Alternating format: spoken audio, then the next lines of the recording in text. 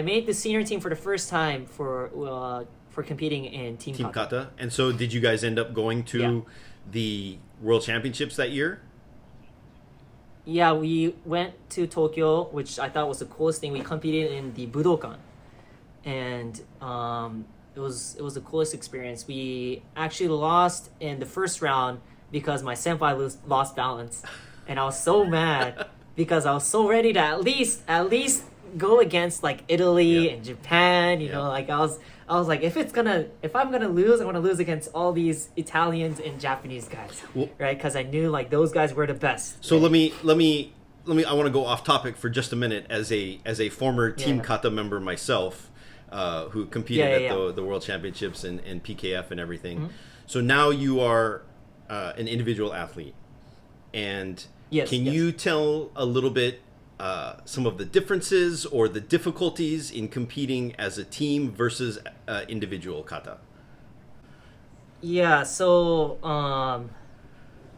obviously for team kata, the most difficult thing is to actually be in sync at the same time.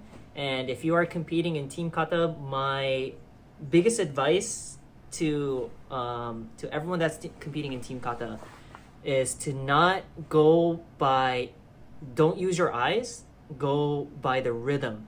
So memorize the rhythm of the kata. Don't look at your partners.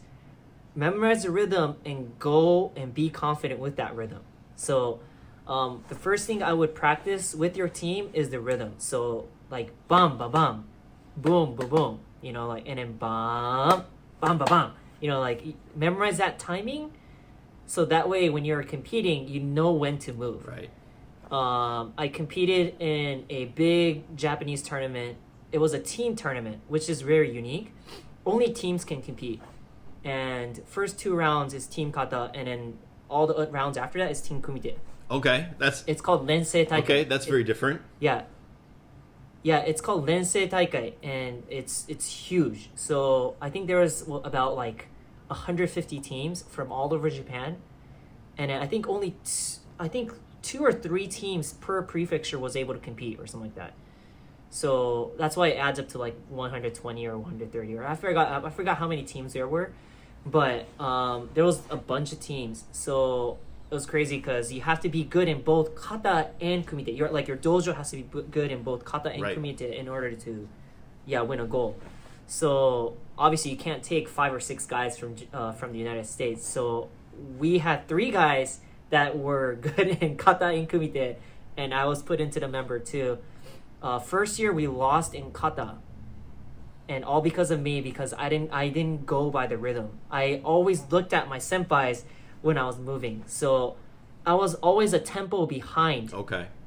All my senpais because I didn't move when I was supposed to, and that's why we lost. So my sensei was so mad, and I was mad at myself, and I was like, okay, I'm gonna do better next year. So it turns out I learned to memorize the timing. Don't go by watching, be confident with the rhythm. So that's how I learned. And then it turns out we got 3rd place, and we were like the first team ever since like 20 something years to actually medal in Rensei Taikai. So it was really cool because we had 3 members. Other dojos have like 5 or 6 members, and after winning kata, they had like kumite members come in. They can rotate out. They can rotate out members, but for us, it was just 3 guys, right? And we worked so hard during summer, and that was probably the time where I worked the hardest with all my senpais, because we were like, I remember I was like pushing cars, and you know, I ran the track every single week, and I think that those kind of competitions make me right now, like it was my foundation. Like I know like how much I have to work in order to compete. Right. So so team kata is very difficult. You have to have 3 guys at the same place at the same time in order to practice. Right now we have Zoom and all that stuff. Maybe you can practice with that, but it probably won't be the same, you know, especially if you're going to practice bunkai. It's going to be very different. And one thing that I really struggled with was the level of motivation that we have to be at the same time. So there's days where you won't be able to compete, or where you won't be able to move or where you're not motivated to practice or something like that.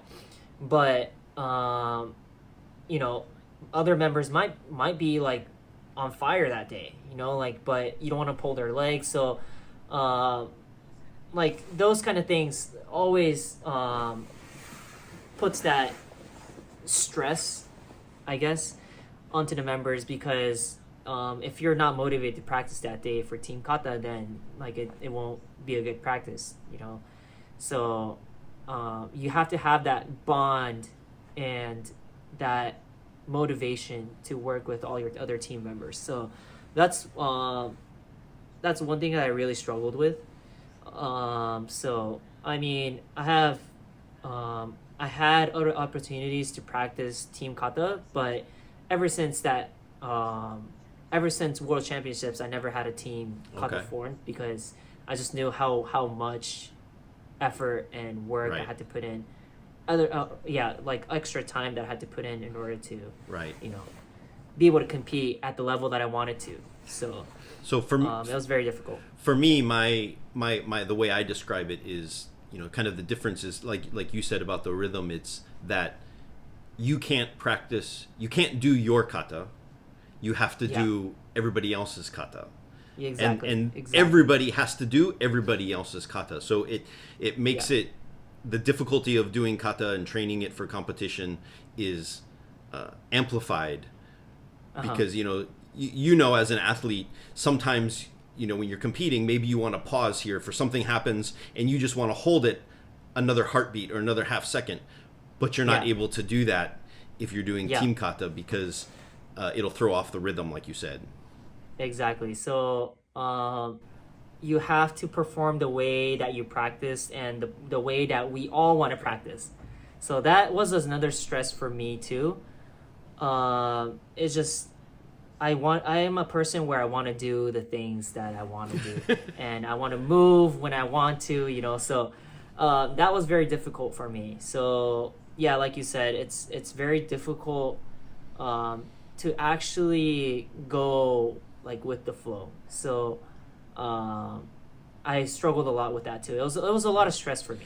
So, but although I feel like if you have a strong team kata or team kumite in your dojo tends to have a strong bond, because they all know how to work together. Right. So the teamwork, the team ethic, and the teamwork atmosphere is stronger. Yeah. So if I do end up teaching a dojo, I would definitely form a team kata, team kumite member, so that when we actually go to tournaments, I'll make them compete, and that will probably hopefully motivate everyone to become one. You know, like that was the only time where karate can become like a team sport almost. Right. So especially team kumite, where we all fight another team. You know, it was like one dojo against the other, right? So so that really pumped up our dojo back then, and that I really missed that. So hopefully in the future I'll be able to experience the same thing, and that's my goal. Oh, excellent. Well, we're going to talk about goals a little bit later. So yeah. So then 2008 World Championships Tokyo, Team Kata, and you were on the senior team. What happened after that? Were you able to stay on the senior team for individual kata or kumite, or what brought you to where you're at now? What was that rest of that journey like? So when I was 17, I competed in my first individual division. Because 16 I was injured and I didn't compete. I had braces on my leg and all that stuff, so I didn't want to compete individual. So 17 I competed individual and I got second place in the senior division, and that all because I didn't know there was a junior division for kata. I thought it was 16 and up, you know, so I was like, all right, I'm going to compete 16 and up division. I didn't know there was 16, 17, 18 to 20. I didn't know any of that. So I was like, okay, I'm just going to compete 16 and up. I ended up getting second place. And I didn't know anything about junior team. So I actually don't have any junior team experience until 20. Okay. All right. Yeah. So I didn't know the existence of junior team in NKF. Right. So so ever since 17 years old, I was on the senior team, and I competed in individual and in team for, I think, in team kata for 2 years. I think we got third place at senior PKF in Curacao in 2009, I believe. Okay. So I competed for team kata for 2 years, and after that it was all individuals. And in 2013, I got my first senior PKF individual medal. And that was, what was that? That was bronze in individual kata. Okay. In Argentina. Argentina. Yeah. Okay. Yeah. So that was my first like senior team or senior individual medal in PKF. I got a bronze medal in World Universities in Montenegro. Okay. And that was my first like world medal as a senior team member. So that was really cool too. So I've been doing pretty well since 17 years old. I was able to compete. But if there is one struggle, it was actually balancing academics and karate. So I feel like one break or make it point is college. Like high school is another make it or break it phase, but college is another whole different monster because it really influences how well you will work in the future and all that stuff. So were you going to college full time and still competing nationally and internationally? Yeah. So I went to University of California, Davis for my undergrad, and I was on the senior team throughout the whole time. So it was very hard balancing academics and training, but I found time, and UC Davis actually has a really nice dojo. Oh, really? So yeah, they have a really nice judo floor. So that was really cool. I actually liked going there to work out. Like, it was a really nice dojo. Like, it had red and blue mats. Yeah. It was tatami. It wasn't like legit tatami, but it was like those plastic like foam tatamis. Okay. And then yeah, so it was actually really nice. So I loved training there. So I'm really thankful that UC Davis had that training floor.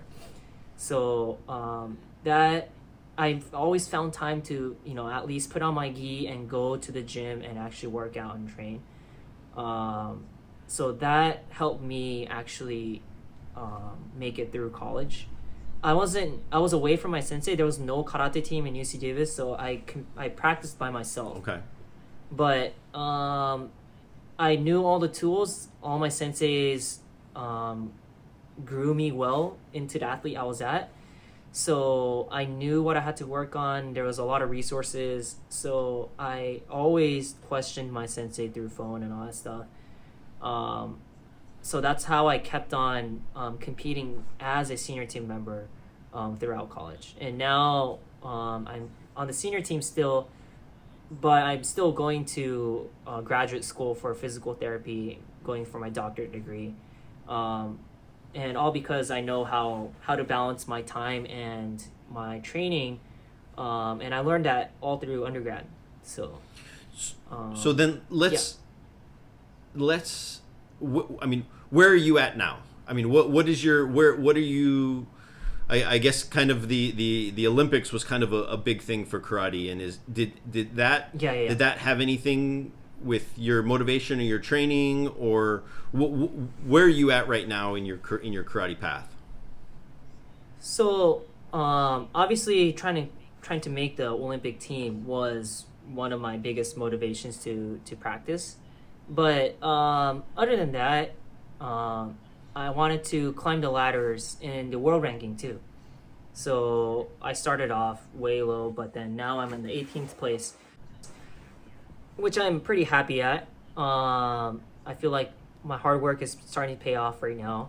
So my goal right now is to, hopefully if they have the Olympics, then hopefully see karate be in the Olympics is one of the greatest. It'll be great to see, right? So I want to at least keep on training until I see that. If not, then I want to be able to climb the ladders in the Olympic ranking, or not Olympic, world ranking, and compete in the World Championships if they have it this year. So I don't know what they're gonna do for the senior team pool for our national team. However, if they carry over the same seed that they had last year to this year, then I'll be able to compete at World Championships in Dubai. So my goal is that right now to do the best I can and to lay everything on the mat in Dubai. So I'm gonna be practicing my katas. I'm gonna practice competing at Premier Leagues and hopefully do well at those tournaments too. And my goal for this year is though to do well at World Championships. So. Well, that's awesome, and I hope you're able to compete at World Championships this year. But I want to touch on something you said. I want to ask you about. So you said when you started competing internationally, your ranking was very low. Is that right? Yeah. And now you said in WKF ranking you're 18th. Is that correct? Yeah. And yeah. I think I remember the other day you posted your Premier League, your 2020 Premier League ranking is 9th. Yeah. Is that correct? 9th place. Yes. So what were you doing, or what did you do to get from where you were at the bottoms of the ranking all the way to 9th in Premier League in 2020 and 18th overall world standing? How did your training change, or what did you do to be able to make that dramatic progress? Mm-hmm. So the biggest thing I did in 2019 was I made a big shift change and I started all from scratch. So I was learning all these different styles, but then I felt like I was lost. I didn't know, I wasn't able to go to Japan frequently back then because obviously I had to go to grad school and I had to practice here in the States and teach and all that stuff. So I wasn't able to go back to Japan frequently. So I was basically practicing this new style by myself and I was lost. Right, and I was trying to compete the best I can with the knowledge I had, but it wasn't working out. So it turns out that in 2019, I made the decision to actually start from the beginning and relearning the basics of karate. So it all started from breathing, how I stand, which muscles I have to use. My foundation, my physical foundation, increasing my core stability, strengthening my toes, strengthening my fingers, all those essential training I changed in 2019. So it was a very hard transition because I had to compete at the same time, because in 2019 I just kept on competing. So I had to go back and practice my basic and compete, go back to practice basics and compete, so that was very difficult. And at the end of 2019, I started getting stronger and faster, and my level of competition went up, I think, because of that. So that's why I was able to start, going against athletes who are able to go into medal rounds at the end of 2019. In 2020, I was able to actually go to the medal match in Salzburg. So. And that was what just out of curiosity, what kata did you do in that medal match? I did Kano Chinto. Chinto, okay. Yeah, I love that kata. It's a fun Kano kata. Chinto is a monster. It's the hardest kata I've ever learned in my life, but it is the funnest kata I've ever done in my life, I think. So I really enjoy competing with it. So that's why I bust it out when I really want to show everyone that how much I can do. You know, right. it's a kata that's worth doing at the medal match. I think. I agree completely, and I've been doing karate for I don't know, 30 years almost, and I still say that Shinto is one of the hardest kata. I mean, there's Suparinpe, there's Chatan, there's everything, but something about Shinto, for me, even still today, I find it very difficult kata, a challenging kata. So it's a very challenging kata. Yeah. I want to ask you, I want to touch just real briefly again on this journey from 2019. Did you have a process that you used, or how did you go about reestablishing and building or recreating yourself? What was your process like, if you don't mind?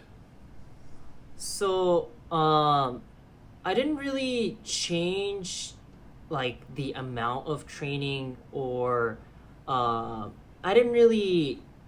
basically, what I did was I raised the quality of my training. Like, I didn't change the quantity. I didn't change I didn't like completely change the menu. I basically had a little bit more input from my senseis regarding more like foundational things. So like whether that was breathing, whether that was metsuke, enbusen, metsuke, and kokyu, breathing, was the biggest thing that I changed in 2019. So a lot of people say I got stronger and faster, and that's not because I got physically faster and stronger. I feel like it's because of my breathing. And would you say that your way of movement was more efficient, and therefore it seems faster, but wasn't necessarily physically faster? I think I was able to use my breathing better, so that I was able to move faster. Okay. So and I was able to move more stronger because of my breathing. So even in kumite, like, you don't want to, I feel like people have the wrong intention to exhale every time you punch out. Yes, that's the case for kata, I think. But in kumite, that might not be the case, because if that guy knows that you're coming in, then you get countered every time, right? So I feel like some of the punches you should do while inhaling in kumite. Because if you inhale, I feel like that doesn't telegraph the movement. Because I feel like people look at your shoulders and your hips, and that's how people take in that you are attacking, I guess. They cue your movements based on your shoulder and hip movement. So if you breathe in, and if you are a heavy like shoulder breather, if you exhale out, then that moves your shoulder and that cues the opponent more, I feel like. Okay. But if you are inhaling, like it drops the shoulder, it lowers your weight, I think. So I feel like some of the movements, like, you can think outside the box and actually do while inhaling. So it doesn't necessarily mean you have to always exhale when you are doing your katas, right? Or when you are exhaling when you punch. So one of my senseis in Okinawa say, like, in Super Rinpe, like, a lot of senseis say, like, you breathe in and then you breathe out when you punch. Right. Right. But my sensei in Okinawa said, breathe out when you're pulling, and then breathe out again when you punch. So there's... Okay, so double exhalation. Use your breath differently. Yeah, so... And I was like, Sensei, my lungs are completely empty when I'm here. And she was like, good. Like, you don't need air to punch here. You know? So I think she was telling me all about that breathing, where I was, like, really focusing on that exhaling. That really stiffened me up, I think. So that made me slower, and that made me it wasn't the strongest punch that I was able to do. So she was like, you don't need air, right? Like when you punch, like, she was like, you get into that zone where you are not breathing air. you know. So she's at that another whole level of breathing and that whole mentality of being able to execute the best technique you are able to do. So and then she relates that to fishing. Really? So in Okinawa, uminchu, all the fishermen, they breathe in and then they dive into this deep ocean, right? And then they start spearfishing. And then they say there's a whole another world or a level that you are able to move at without oxygen. So she says, diving, essentially. Yeah. So she says you dive into that zone. So she says you have to do the same thing when you are here. So she's like, exhale here, and maybe exhale here too. You know, so she's like, Gaku, you should be out of breath like by the time you're punching. So, so those kind of perspective in karate really broadened my mind. So, there is a way for me to do the fastest technique and the strongest technique. There is the fastest way for another person. You know, I learned that it doesn't have to be like this one way. Right. You know, karate technique should fit the way you move. It shouldn't be like a mold, you know. So that really helped me to think outside the box and do the techniques that I'm really able to do the best I can.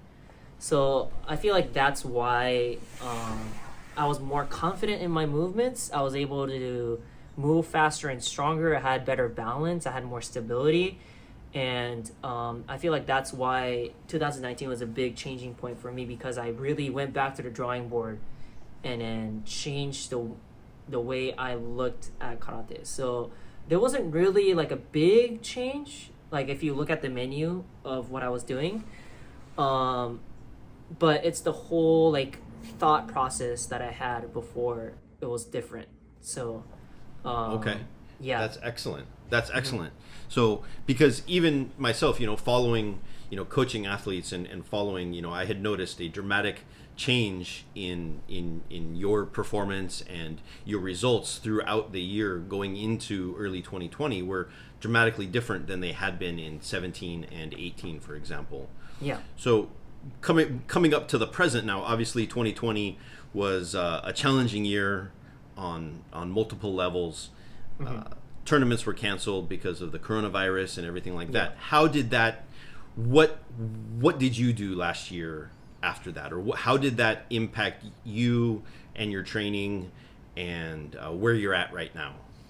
So I the biggest thing that I wanted to do when COVID came was to always think positively.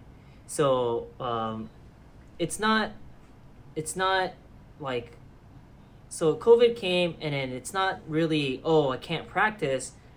You can really look back at your karate and say, okay, what can I really improve on, right? So I took COVID as a time where I can improve on the mistakes and the things that there's a lot of things I can improve on, and I can always change my mistakes, but I can always improve on what I do good at. So I always try to think positively when it came to COVID, and you know, I just thought of it as another opportunity for me to get better. So what I did was I strengthened a lot of things, and especially my whole I don't know how to explain it, but one of the major things that I worked on during COVID was Taichusen. Okay. Your center line. The center line of your body. Yeah, and when I'm practicing Taichusen, I don't really use space. So that worked a lot in Japan, especially if I was in Japan. There was no space in Japan, so I always trained in this small apartment room. But I didn't need that much space. I just need like one tatami room. Right. So that's when I practiced my Taichusen, my leg speed, like switching my legs fast, moving my legs forward fast. Like those kind of things I worked on in this small apartment room. So one advice that I would give to everyone that is struggling with training is there's always something that you can improve on, and there's no excuse to practice karate because you can punch in place, you can kick in place, you can do everything in place, right? And karate, to be honest, originally it was made for people who weren't able to fight back against like samurais or people with weapons, right? Or people who are bigger. So and even kobudo, right? People practice kobudo with like daily equipment, so like oars, right? And bows, like staffs and joes and all those stuff. So people actually, right, they hid and they practiced their karate secretly, and they implemented it into their daily lives. Right. So that's how karate became karate, right? So we have all this space. We are able to practice karate. So if you compare yourself to people back then when they weren't able to practice karate, we have it so much easier. There's no excuse for us. So if you look at our ancestors who practiced, all the masters who practiced karate, we have it really easy. And COVID is nothing considering what they went through, I think. So I always try to find things that I can work on in the space or in the time that I have right now with COVID. So my recommendation is to always look back at what you want to really improve on and work on those kind of stuff. Yeah, exactly. I agree 100%. And I try to talk with the people that I'm coaching, the athletes, that we have this luxury of being in big dojos and competition size mats when you could practice your kata, like you said, in a 1 tatami or 2 tatami mat area. You should be able to practice any kata by focusing on those very small details and the individual techniques, and maybe it's just like your leg techniques or your hand techniques. And so I'm happy that somebody else is recognizing that and saying that, and hopefully it'll give a little more weight to some of those things, and encourage people that when they're not in the dojo, that they still have they're more than able to keep training. Mm-hmm. So now, if you have WKF mats in your apartment or in your dojo, you only need like 2 mats, to be honest, to practice your kata, in my opinion. You don't need that much space. Only time you want more space is if you want to practice your kata simulating like a tournament floor. Right. So that's the only time you want to practice in a large space. If not, then you can practice your kata anywhere. Right, so there's no excuse in my opinion, especially if you're practicing kata. Like kumite, you need your partners. You might need a lot of room, but other than that, karate, you can do it anywhere you want. So again, there's no excuse. So, I agree 100%. Yeah. So one thing I want to ask is, you mentioned goals and stuff, and you mentioned working with the Japan junior team right now. Can you tell us a little bit about what you're doing with the Japanese junior team? Yeah, so there's this group in Japan called Junior Nippon, and the whole intention of Junior Nippon is to gather a bunch of junior athletes from Japan, all over Japan, and level them up to the point where they are able to go internationally and compete and represent Japan. So what they did this last summer and winter was they hosted a training camp, and I was one of the instructors for kata. And then what they do is they just train for 4 days straight. I think totally in one day they practice like 8.5, 9 hours. It's like 2.5, 2.5, 2.5 or something like that. And they have like a whole like individual training session at the end of the day. So they have a long, like a training camp where they really get a lot of attention from all these great senseis. And hosted by Yoko Sensei. And this time, obviously you can gather a bunch of people from Japan. So they hosted the actual camp in Tokyo, and only the Tokyo people were able to join, but they had other people gather online. So we had online classes going on, and actually several members from USA and Canada joined Junior Nippon. Okay. And they actually got lessons from senseis in Japan, which I think is awesome because like back then I had to go to Japan to actually learn from senseis in Japan. But some of the students who live in the States, they were actually able to get lessons from like Hasegawa sensei, right? Like I was like, you know, it's like that's like coolest thing ever, right? Yeah. And Yoko sensei, Tsuki sensei, you got actually pointers from great senseis virtually, which I think is the coolest thing ever. So yeah, so that's what they did. They had about 70-80 kids who joined this year, and I think they had about like 20 or 30 who joined virtually. So that was really cool. I always learn a lot from teaching, and obviously I see things that I want to improve on in the kids, right? So actually voicing what I want to fix or what I want to fix in them is kind of like telling myself, okay, I should fix that, I should fix this. Right. So I'm actually training at the same time when I'm teaching. So if you cannot move or if you are not able to practice well, I recommend teaching because that is another tool that you can use as one of your training. So training or teaching and helping the kids will actually come back to you, and that will improve you at the end. So I agree completely on that also. Yeah, I really enjoy teaching in Japan. So is that the official like Japanese junior national team, or is it they're trying to like level up kids who then can become part of the junior team? They are not the official junior team. They were actually the official junior team before until JKF made a official junior team. Okay. Yeah, but now since JKF has their own junior team, there's obviously kids who are on the national team who come to the camp, but we do not send kids to like AKF or right.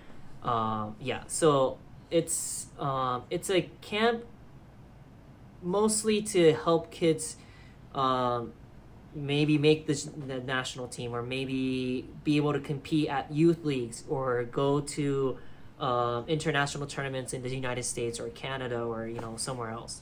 And so it's mostly a training camp to grow kids to be able to compete in those kind of tournaments. And those senseis, yourself included, and those various other senseis, they're not from the same organizations or from the same yuha or styles, right? They're all coming together from their different places. Yeah. In an effort to help kids across the country make that next jump. Is that right? Yes. So we have senseis who teach Gojuryu, Shitoryu, Wado, and Shotokan for kata, and we have I think we had 2 national team members come to teach kumite, and Tsuki sensei also, who teaches Gojuryu and kumite. He's a great kumite instructor.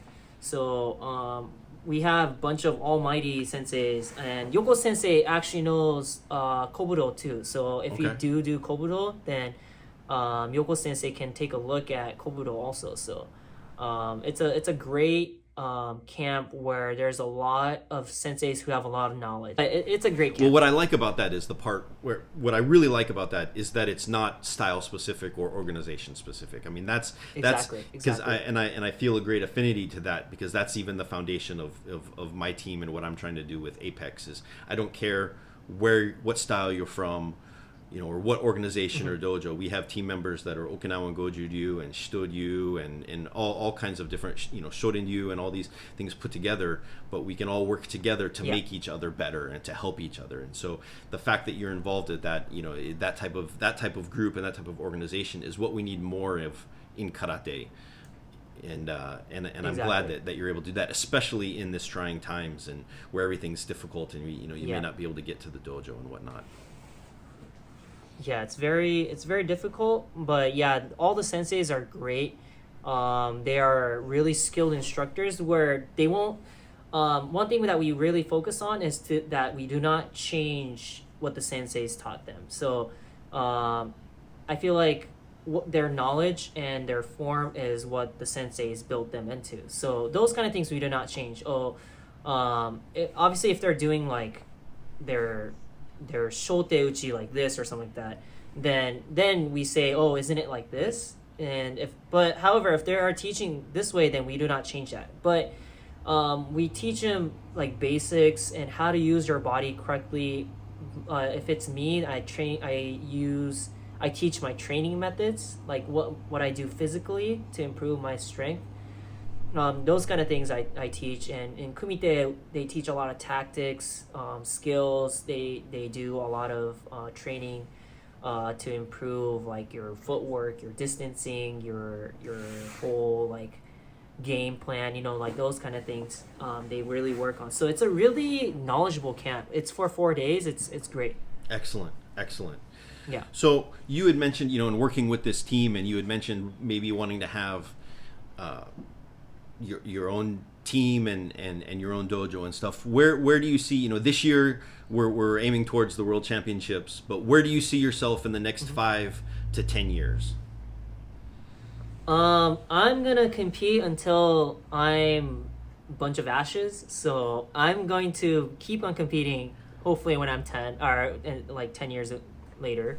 So 10 years later, I'm gonna be 39. So I'm still good to go, I guess. And because 39 is how old Sandra Sanchez is, right now. That's true. So again, I have no excuses. I have if she's able to do it, then I'm able to do it too. So perfect. I'll still be competing, but I should be working hopefully in 5 or 10 years because I'm actually going for a doctorate degree in physical therapy. So I want to pursue that too. And in the future, I want to get a trainer's license too. So I want to be a trainer, physical therapist, and a karate instructor. So I want to be able to, if an athlete or a student comes in, I want to be able to fix them, improve them, and teach them karate. So that's going to be my tools when it comes to if I do become an instructor in the future. So and I think that's awesome, especially because it's you see it not as much in the United States, but I know that that's something that you see frequently in Japan. Even you'll have a lot of karate or martial artists, judo, everybody. A lot of people will become, they have their own sekkotsuin or chiropractic. Chiropractic, and on one floor will be the clinic, and then on the upper floor or whatever will be the dojo and things. Is that something that you want to pursue, something like that? Yeah. So actually, Yokose Sensei is a seikotsuin. Okay. So he's a chiropractor, and he's a little different chiropractor where he uses ki also. Okay. To treat patients. So he uses ki, and he's an actual chiropractor too. And he has a dojo. So he has this 4-story dojo. So what he has is he has a dojo on the first floor and the 4th floor, and his seikotsuin or his chiropractor is on the 2nd floor, and he has his own living space on the 3rd floor. That's like my dream setup in the future. I probably won't have my own apartment in the 3rd floor, but it's gonna be like my dojo on the 1st floor, training room on the 2nd floor, maybe like a karaoke bar or something on the 3rd floor, and I have another dojo on the 4th floor. It'll be really fun, So hopefully that's my game plan in the future. I think that's a common goal for a lot of us. Yes. I can kind of relate to that. So yes. Karaoke bar is very important. So karaoke bar and a coffee shop. There you go. Coffee shop. Maybe that should be on the 1st floor. First floor, exactly. So I wanna start. We've been going here for a little bit, and I know you're very busy, and we have a time change. So I kind of want to start wrapping it up. But I wanna finish with what advice would you give to anybody who wants to follow in your footsteps or become compete at the national level? They're not there yet, but they want to compete at the national level and at the international level. What would your advice to that person be? First of all, set a goal is one advice I would give them. and one long term, one short term. So it may not be one short term, but one ultimate goal is really important. And my ultimate goal is to be the best kata competitor I can ever be, right? So that's my ultimate goal. And in order to do that, I have to compete at World Championships. I have to compete at Senior Pan Ams. I have to be able to teach and have kids compete on the junior team and the senior team. Like those are like small goals that I would set up for myself.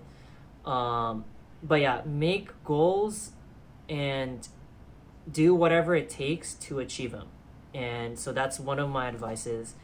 And for practice, always be hungry. So that's my biggest advice. Your mentality has to be so professional, and you have to be hungry again. So like you walk into the dojo and you have to be the best like you are able to be that day, right? So when I was young, I walk into the dojo and in my head I'm telling myself every single guy like in this dojo I'm gonna beat them. Like that's how I walked in. So I wanted to be better than every single person that was in the dojo. It didn't matter who it was. Like it could have been my sensei, it could have been an adult, my senpai. Like it didn't matter who it was. I was gonna be the best I can be that day, and I was gonna beat every single one of them. So that's how I walked in. It was kind of rude, I guess, but that's how hungry you have to be in order to be the best. So do whatever it takes to be at the level that you want to be at. So that's one advice I would give for people who are walking into the dojo tomorrow, or if you are trying to get better. So yeah, be hungry and be the strongest person in the room. So that's the advice I would give. And another one is to always enjoy your sport. So yeah, you can look at other sports, but really ultimately you look at them and say, I really enjoy karate also, right? So and really have pride and confidence in what you do. So that's my biggest advice, I guess, is to enjoy and really cherish what you have and your knowledge as a karateka. Like, yes, your sensei is great that they raised you, and your parents, yeah, all that stuff, but who you should compliment the most is yourself, because you are the one that's actually training and walking into the dojo and getting spanked in the butt by your sensei and all that stuff. Yep. So yeah, so you have to really really congratulate yourself every day for doing the best you can. But again, you have to be hungry. You have to put in that work to be the best. So yeah. All right, so that's excellent. I think I want to end with that right there. So if how can people find you on social media or on Facebook and Instagram? What's the best place to look? So I post a bunch of stuff on Instagram. If you can find me at Gakutoro, Gakutoro. I post stuff on YouTube too, like my training and my competition. I post all those stuff on my YouTube too, so check out my YouTube channel. I have my Facebook page, Gakuji Tozaki Karate, and then you can see my Instagram posts and all my Facebook posts there too. So you can find me on YouTube, Instagram, and Facebook. You can hit me up anytime. If there's any questions about your kata or anything, you can always ask me, and I'll try to answer the best of my ability. So. Well, I wanted to say thank you for taking time out of your training. I know you're in California now, right? Yes. Yeah, yes. And I'm over here, and so we've got a bit of a time change. But I do want to say thank you very much for taking the time out. I know it's getting late there, and I'll let you go. But again, thank you very much. No Keep training hard, and we're looking forward to those results. はい、Thank you 先生。ありがとうございます。ありがとうございます。そう。ありがとうございました。いえ、こちらこそよろしくお願いします。So for everybody else, you heard it from Gakuji. Stay hungry, keep training hard, and make sure to always have fun. So now you know what to do. So go get to work, and we'll see you out there.